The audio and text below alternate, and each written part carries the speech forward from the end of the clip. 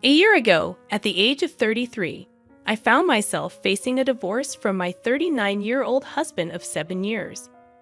We had met during an internship where he was training as a surgeon, and our relationship had flourished. Despite both achieving our career goals, our marital bliss took a nosedive, particularly when my mother-in-law, Karen, moved in with us. Karen never concealed her disdain for me, convinced that I was with her son solely for financial gain. Although my husband willingly supported me as a stay-at-home wife, I brushed off Karen's attitude as typical mother-in-law behavior. However, my complacency waned when I noticed her growing close to a female friend of mine, Caitlin.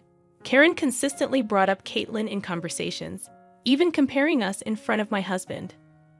Initially, I believed Karen was attempting to steer my friend towards my husband, thinking Caitlin was a more suitable match. I couldn't have been more mistaken.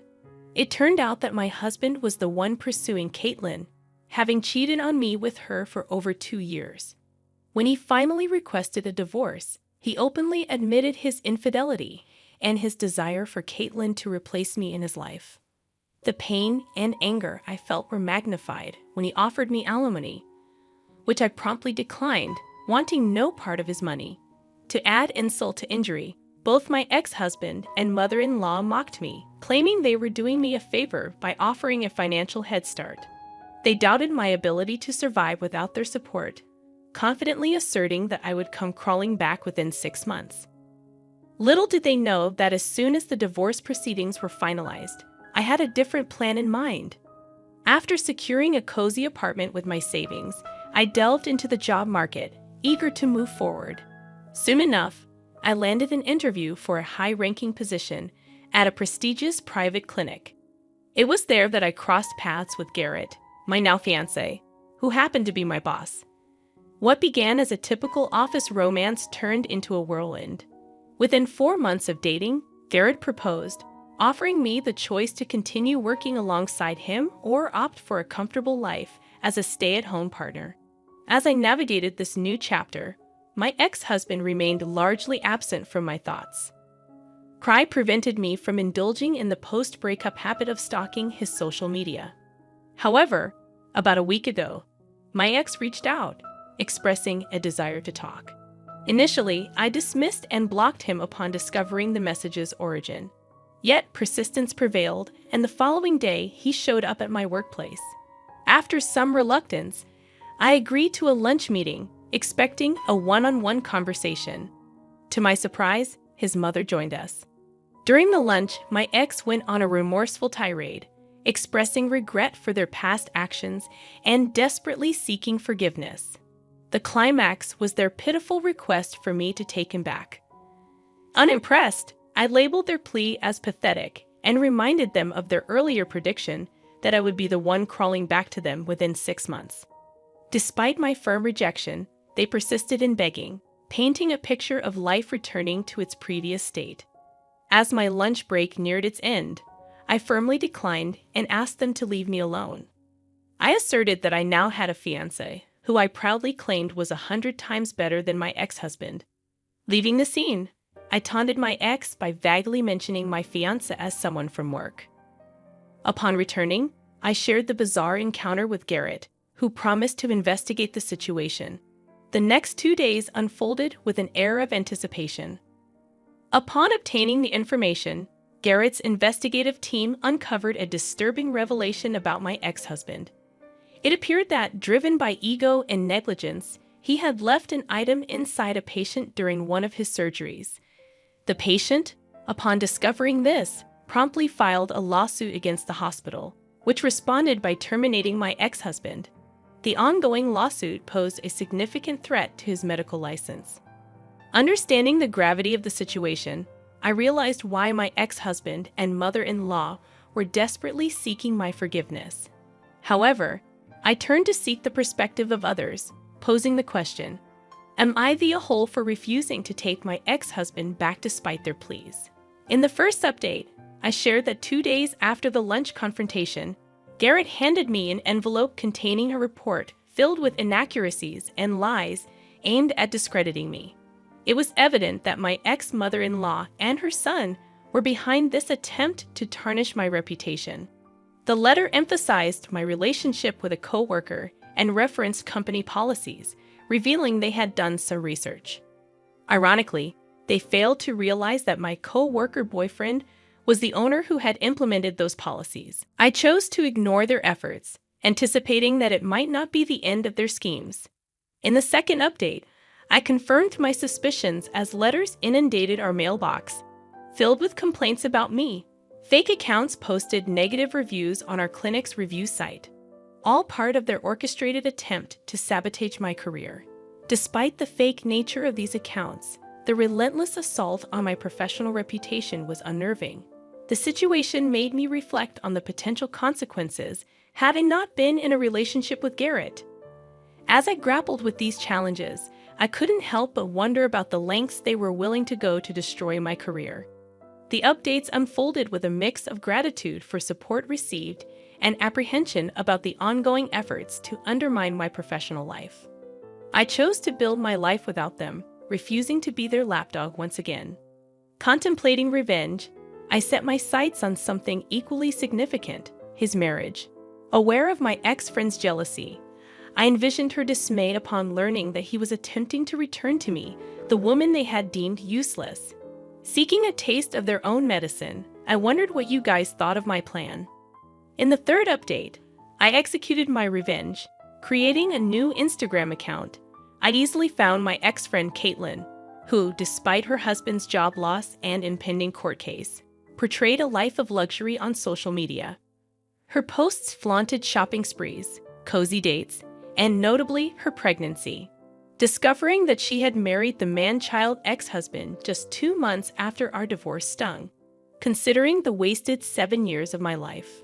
Nonetheless, armed with this information, I initiated a conversation with her, gradually forming a friendship. Over a month, I subtly planted seeds of doubt, playing the role of a caring friend while learning about her marital troubles. Once convinced she was where I wanted her, I called my ex-husband, convincing him to meet privately to discuss rekindling our marriage. I informed my fiancé, ensuring everything was stable for the upcoming events. At the meeting, I found him nervously happy, relishing in the twisted satisfaction of knowing his joy would soon turn sour.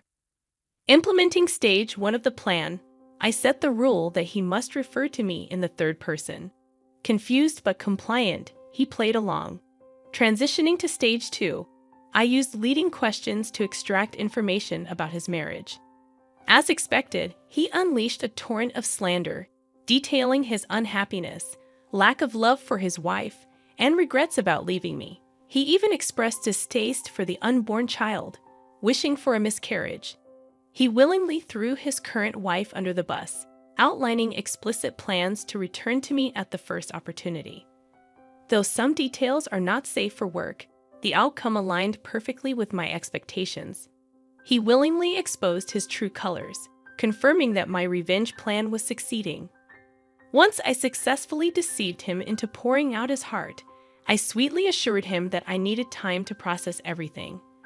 I promised that the next time we met, I would be single and ready to rekindle our relationship.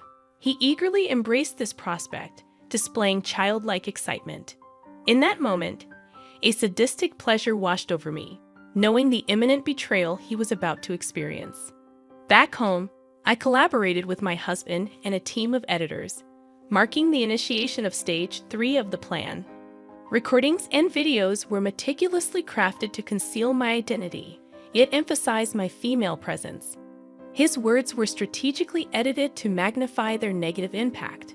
With this done, the next step involved delivering the content to his current wife. Using another Instagram account, I ensured she saw the incriminating material during a vulnerable moment. Engaging in a feigned sympathetic conversation, I artfully fueled her anger. Gradually, I began influencing her perspective, persuading her that she deserved better and that he didn't deserve her.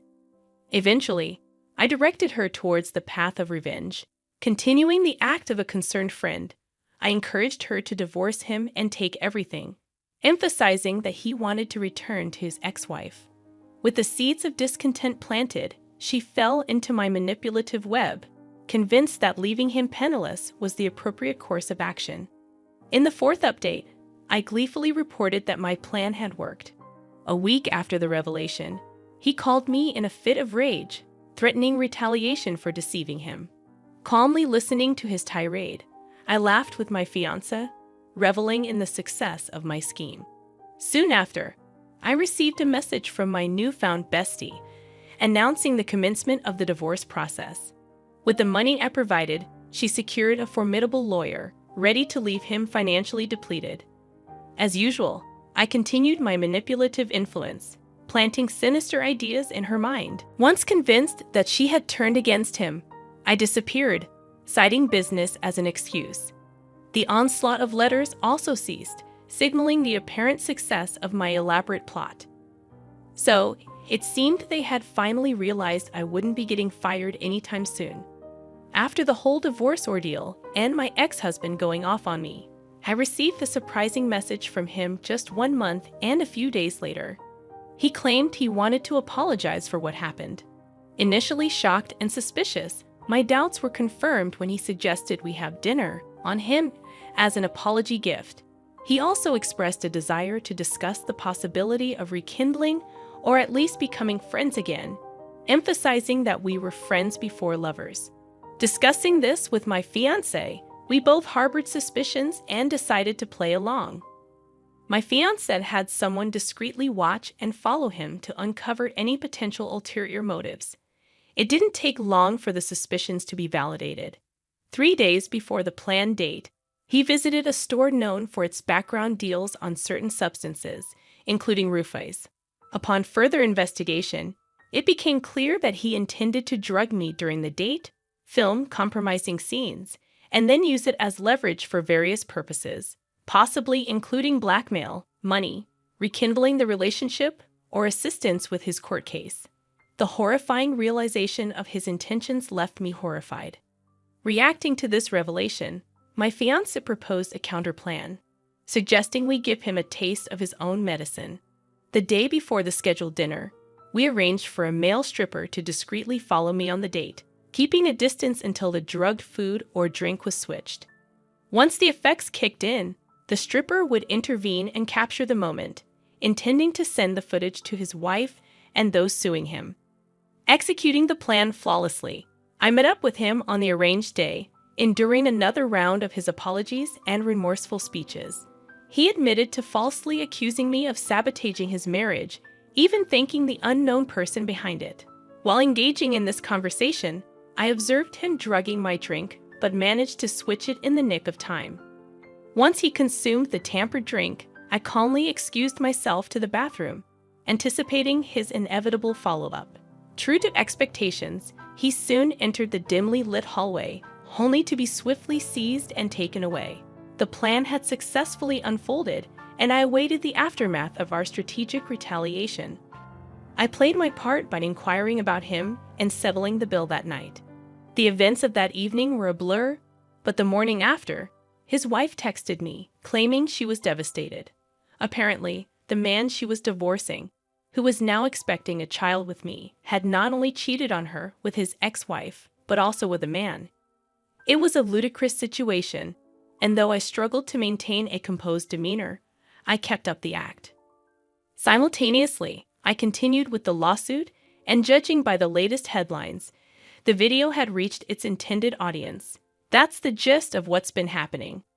I sense that everything is approaching a resolution, and soon things will return to normal. I'll wait and see before providing a final update.